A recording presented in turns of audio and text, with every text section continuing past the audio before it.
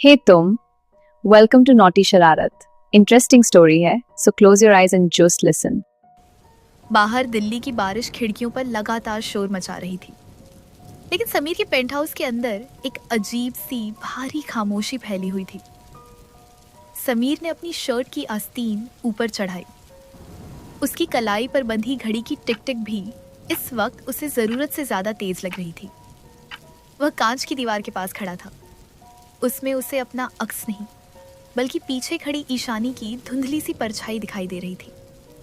ईशानी, जो हमेशा अपनी बातों से महफिल लूट लेती थी, आज बिल्कुल शांत थी।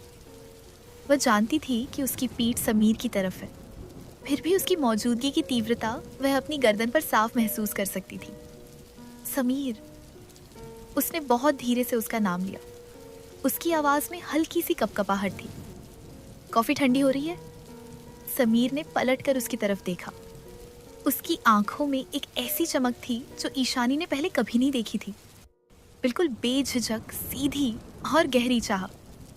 कॉफी की फिक्र किसे है ईशानी? उसकी आवाज धीमी लेकिन भारी हो गई। तुम जानती हो हम यहाँ क्यों हैं, और ये भी कि हम किस चीज से भागते आ रहे हैं। ईशानी उसके और करीब आई। उसके सैंडल्स की हल्की सी आवाज खामोशी को चीरती हुई फर्श पर गूंजी। जब वह उसके सामने रुकी तो समीर को उसके परफ्यूम की खुशबू महसूस हुई। जैस्मिन और बारिश के बाद की मिट्टी का नशीला मेल। तुम्हें अंदाजा भी है, समीर ने धीमे से कहा, कि कितनी रातों मैंने बस यही सोचा है कि जब मैं तुम्हें पहली बार छूऊंगा तो वक्त वहीं ठहर जाएगा। ईशानी ने उसकी उंगलियों से उसके बालों की एक लट धीरे से कान के पीछे कर दी। उसके शरीर में एक हल्का सा करंट दौड़ गया।